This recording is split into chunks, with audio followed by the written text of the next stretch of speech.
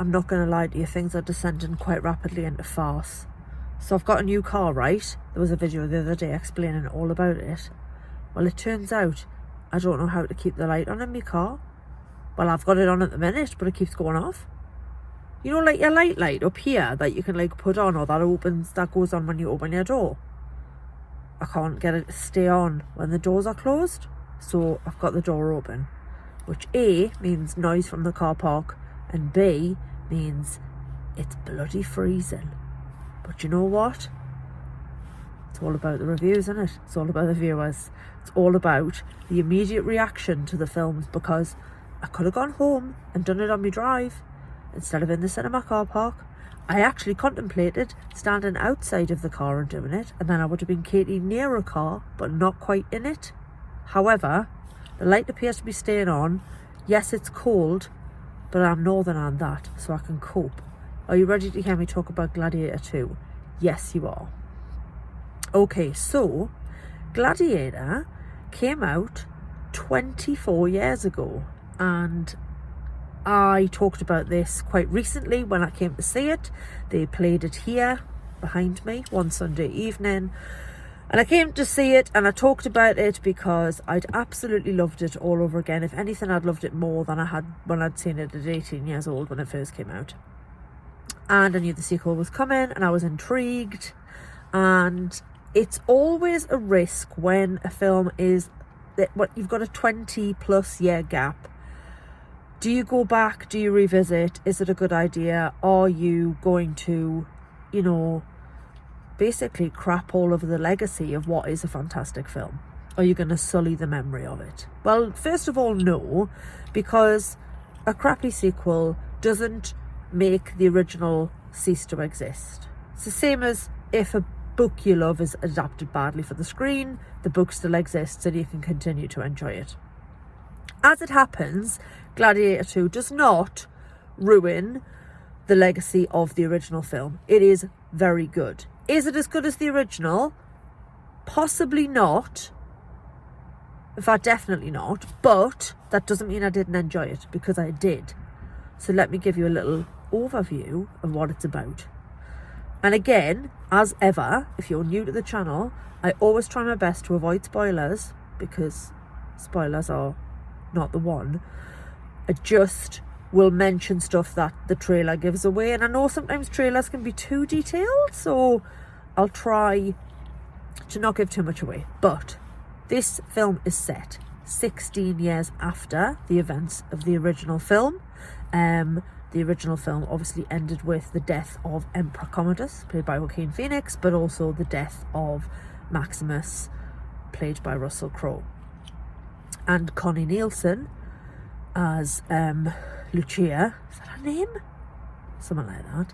She lives, actually, caveat, I'm not going to try and pronounce everybody's Latin names because I'm going to make a spanner of myself. So I'm probably just going to refer to everybody by the actor who plays them, because if I start trying to muddle my way through everybody's Roman names, it's going to go badly wrong.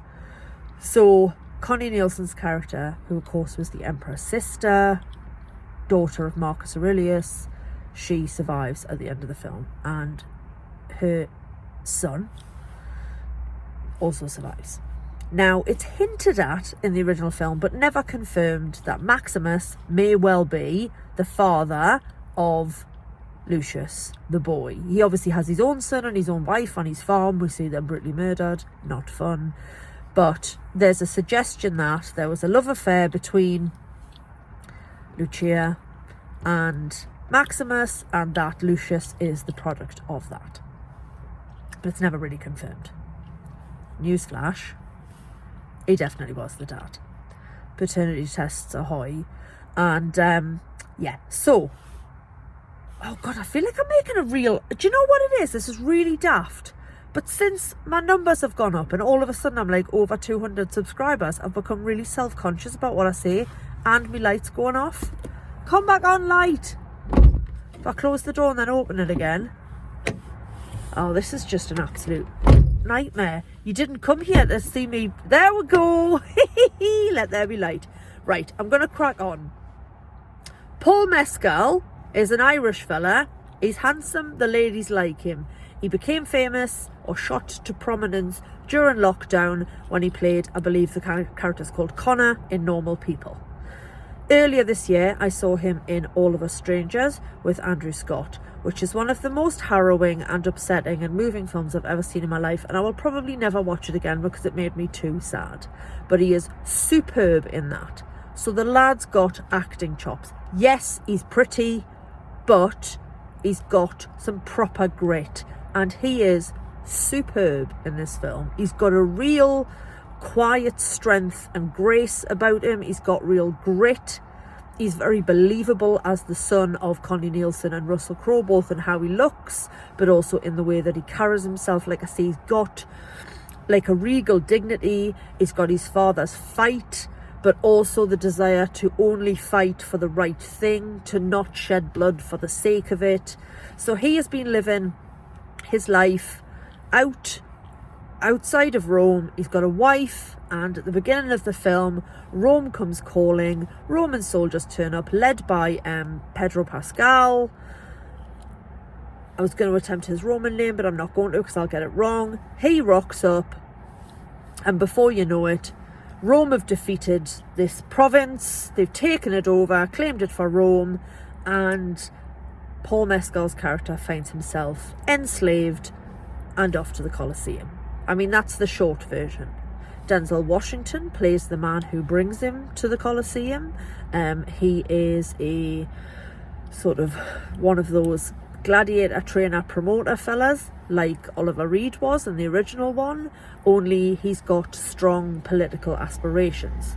Rome in this era, 16 years on from Commodus, is under the rule of twins played by Joseph Quinn of Stranger Things fame, and also another guy called Fred, I'm going to say Hershinger, if I'm pronouncing that right, who I didn't know from anything.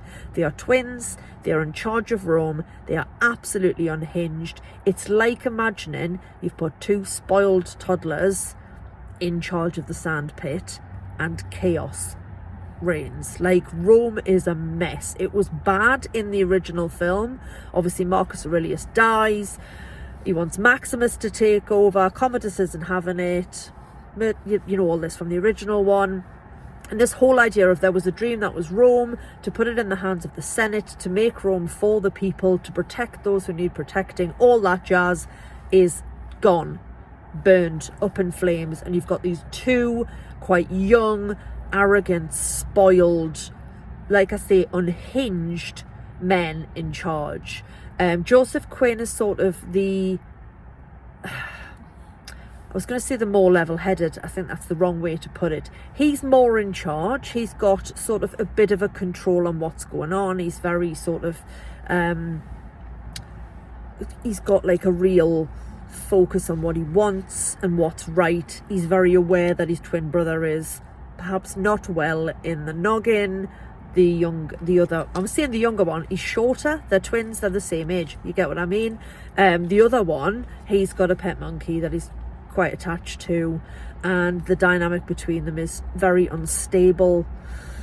And Denzel's character starts to get to work, sort of weaving his way in between these two. You're not sure what his plans are.